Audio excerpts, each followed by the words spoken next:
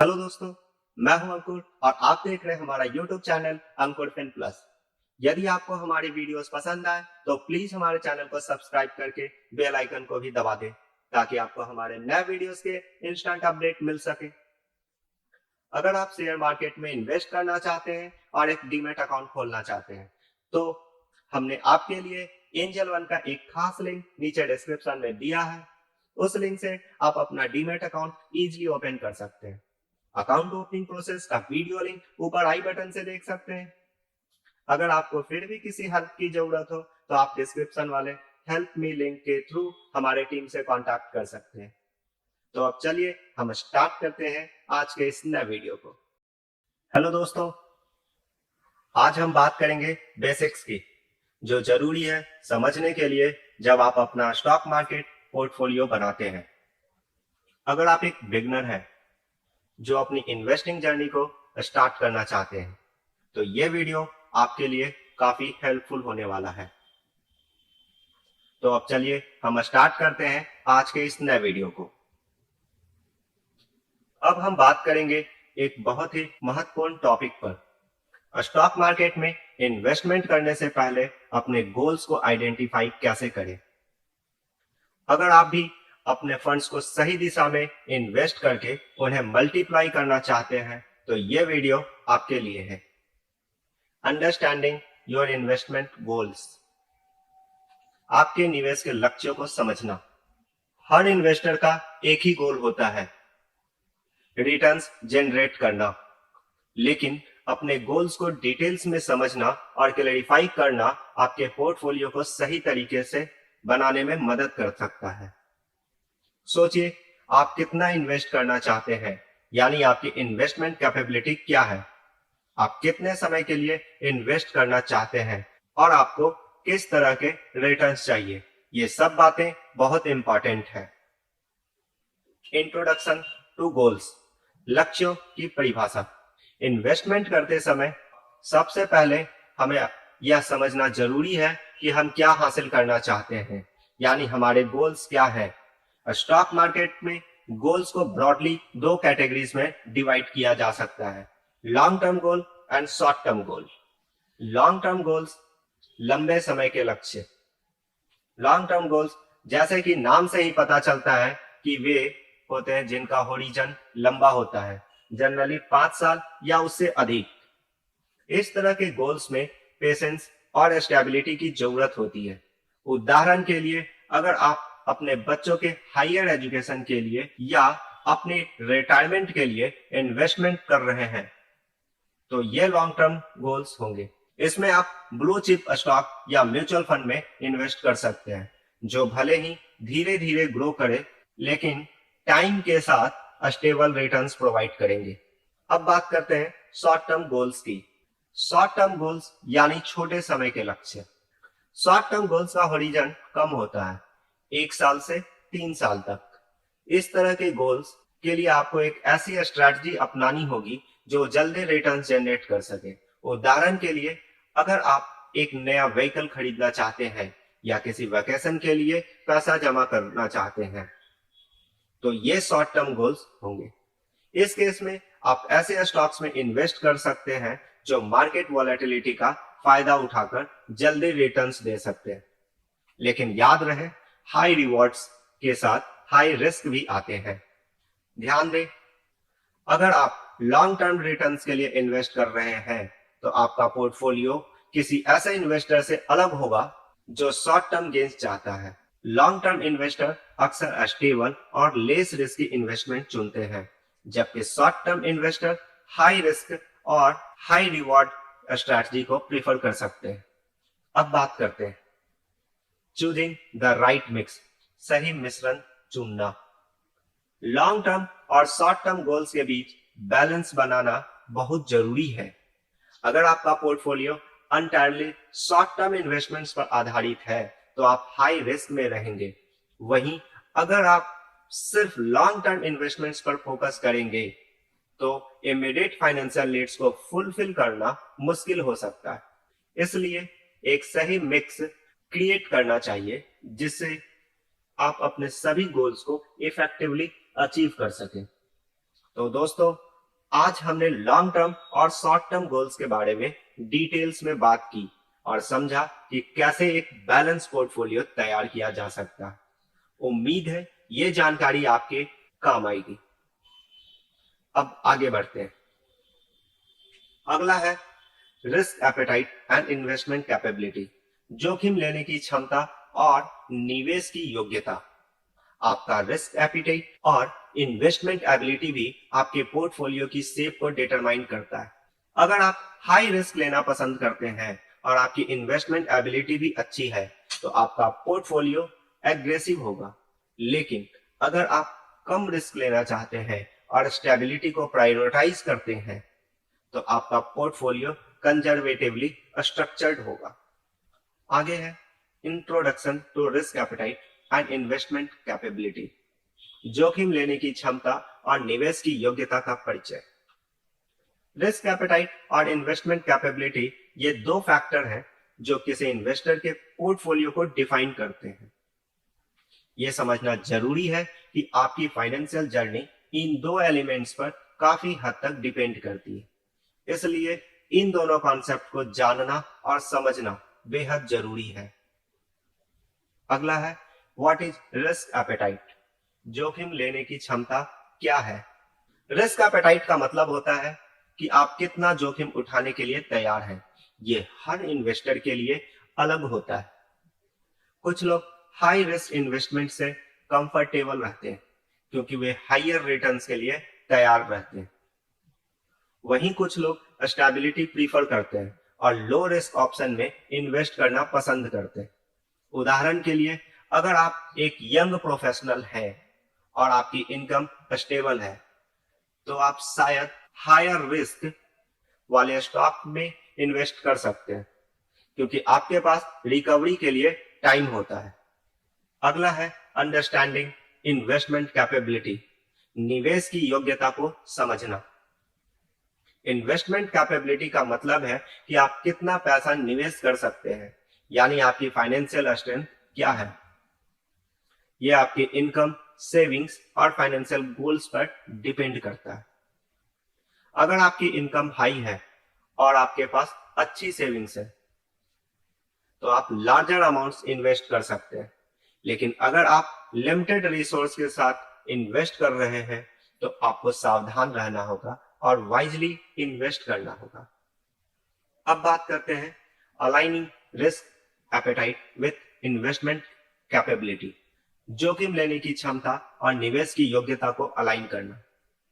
Risk appetite और investment capability को align करना बहुत जरूरी है। अगर आप हाई रिस्क इन्वेस्टर हैं लेकिन आपकी इन्वेस्टमेंट कैपेबिलिटी लिमिटेड है तो आपको अपना पोर्टफोलियो सावधानी पूर्वक स्ट्रक्चर करना होगा। वहीं अगर आपकी इन्वेस्टमेंट कैपेबिलिटी स्ट्रांग है लेकिन आप लो रिस्क इन्वेस्टमेंट प्रीफर करते हैं तो आपको बैलेंस मेंटेन करना होगा ताकि आप अच्छे रिटर्न्स जनरेट कर सकें। अब आगे बढ़ते हैं बिल्डिंग अ बैलेंस्ड पोर्टफोलियो, एक संतुलित पोर्टफोलियो बनाना।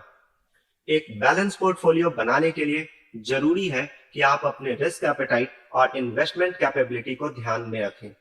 Aggressive investors high risk high reward strategy अपना सकते हैं, जबकि कंजर्वेटिव इन्वेस्टर्स को ऐसे स्टॉक्स और असेट्स चुनने चाहिए जो स्टेबिलिटी और सेफ्टी प्रदान करें।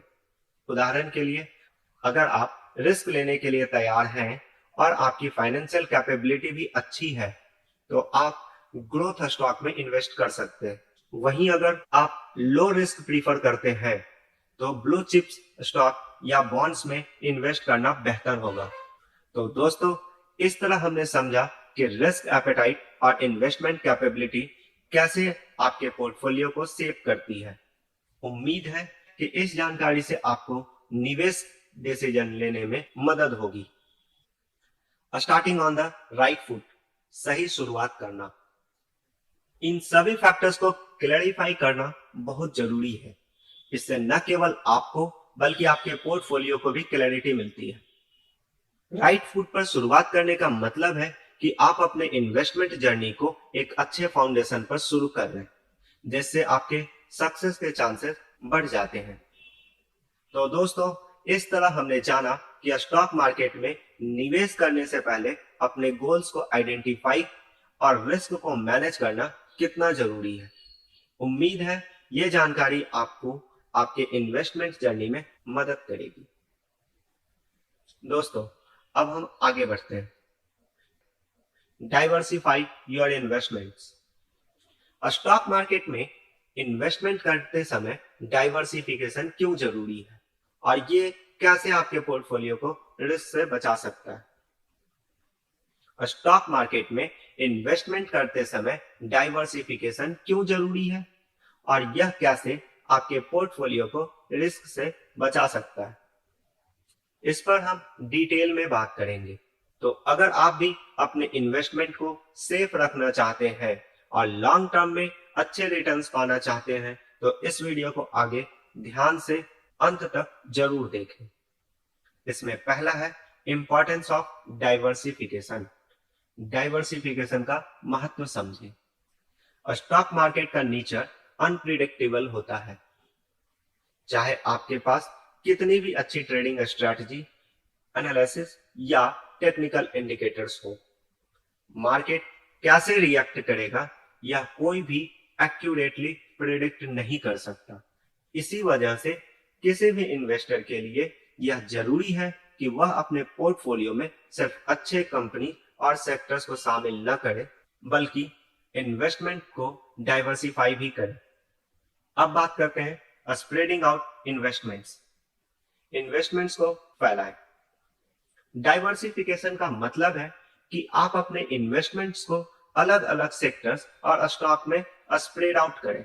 इससे क्या होगा, अगर एक सेक्टर में मार्केट गिरता है तो आपकी बाकी इन्वेस्टमेंट उसे बैलेंस कर सकते हैं, जिससे आपका ओवरऑल रिस्क कम हो जाता है। यह स्ट्रेटजी सिस्टमैटिक रिस्क को मिनिमाइज करने में मदद करती है। अगला है balancing different types of stocks. अलग अलग प्रकार के स्टॉक्स को बैलेंस करें। आपके पोर्टफोलियो में सभी इन्वेस्टमेंट्स एक ही प्रकार के स्टॉक्स के नहीं होने चाहिए। मिक्स एंड मैच करना बहुत जरूरी है। ऐसे स्टॉक्स चुनें जो डिफरेंट क्वालिटीज ऑफर करते हो। उदाहरण के लिए कुछ स्टॉक्स ऐसे हो जो रूटीन डिविडेंड पेमेंट्स करते हो और एसेंशियल सेक्टर से जुड़े हो। ये स्टॉक्स उन स्टॉक्स को बैलेंस कर सकते हैं जो हायर रिटर्न्स देने के लिए हायर रिस्क के साथ आते हैं। इससे आप ओवरऑल रिटर्न बढ़ा सकते हैं और लॉसेस को मिनिमाइज कर सकते हैं। आगे है long term strategy. Long term strategy पर ध्यान दें। डाइवर्सिफिकेशन सिर्फ रिस्क को मैनेज करने का तरीका नहीं है बल्कि यह एक लॉन्ग टर्म स्ट्रैटेजी भी है जो आपको स्टेबल रिटर्न्स दिला सकती है। सही तरीके से डाइवर्सिफाई किया हुआ पोर्टफोलियो आपको मार्केट के अप्स एंड डाउन से बचा सकता है और आपको कंसिस्टेंट ग्रोथ दे सकता है। तो दोस्तों, इस तरह हमने सीखा कि डाइवर्सिफिकेशन क्यों जरूरी है और यह कैसे आपके पोर्टफोलियो को प्रोटेक्ट कर सकता है। उम्मीद है कि यह जानकारी भी आपके इन्वेस्टमेंट जर्नी में मददगार साबित होगी। अगर आपको यह वीडियो पसंद आ रहा है तो इसे लाइक और शेयर जरूर करें और हमारे चैनल को सब्सक्राइब करना न भूलें। अब आगे बढ़ते हैं, अपडेटिंग योर पोर्टफोलियो। दोस्तों, अब हम स्टॉक मार्केट के एक बहुत ही क्रूशियल एस्पेक्ट पर बात करेंगे, कैसे अपने पोर्टफोलियो को समय समय पर अपडेट करते रहना चाहिए ताकि आप मार्केट की वोलेटिलिटी का सही फायदा उठा सकें। अगर आप भी चाहते हैं कि आपके इन्वेस्टमेंट हमेशा टॉप परफॉर्मेंस दें तो ये वीडियो आपके लिए। इसमें पहला है understanding market volatility. Stock market एक बहुत ही वोलेटाइल एंटिटी है, यानी जो स्टॉक पिछले साल अच्छा परफॉर्म कर रहा था जरूरी नहीं कि वे इस साल भी उतना ही अच्छा करें। इसी वोलेटिलिटी की वजह से पोर्टफोलियो को स्टैटिक नहीं रहने देना चाहिए। दूसरा है रूटीन पोर्टफोलियो असेसमेंट। अपने पोर्टफोलियो को स्टिल न होने दें, मतलब अपने पोर्टफोलियो को बासी न होने दें। इसे रूटीन इंटरवल पर असेस करते रहें, चाहे वो डेली हो, मंथली हो, क्वार्टरली हो या एनुअली हो। ये चेक करना जरूरी है कि आप कहीं ऐसे स्टॉक्स को होल्ड नहीं कर रहे हो जो आपके पोर्टफोलियो को ड्रैग कर रहे हो। तीसरा है मेकिंग नेसेसरी एडजस्टमेंट।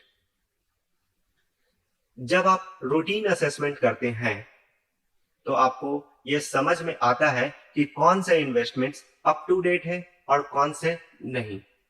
उसी हिसाब से आपको अपने पोर्टफोलियो में नेसेसरी एडजस्टमेंट करने चाहिए। याद रखें, स्टॉक मार्केट में फ्लेक्सिबिलिटी की है। तो दोस्तों, इस तरह हमने जाना कि अपने पोर्टफोलियो को समय समय पर अपडेट करना कितना जरूरी। इससे न सिर्फ आप मार्केट की वोलेटिलिटी का फायदा उठा सकते हैं, बल्कि अपने रिटर्न्स को भी ऑप्टिमाइज कर सकते हैं।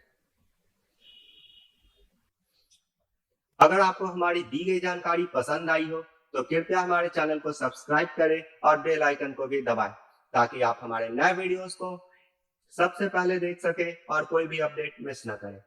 आपका यह प्यार भरा छोटा सा सपोर्ट हमारे लिए बहुत मायने रखता है और हमें मोटिवेट भी करता है। अब मिलते हैं अगले वीडियो में, तब तक के लिए धन्यवाद और जुड़े रहें। जय हिंद।